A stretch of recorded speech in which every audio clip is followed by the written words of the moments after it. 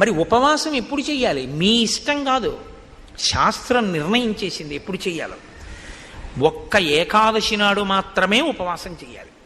ఏకాదశి తిథి ఉపవాసం, ద్వాదశి పారణ. సూర్యోదయం అవగానే ఎంత తొందరగా వీలైతే అంత తొందరగా భోజనం చేసేయాలి.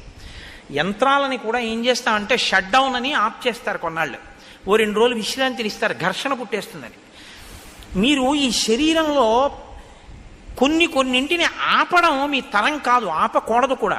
గుండె ఆపుతానంటే 2 రోజులు రెస్ట్ ఇస్తానంటే కుదరదు, ఊపిరితిత్తులు ఆపుతానంటే కుదరదు.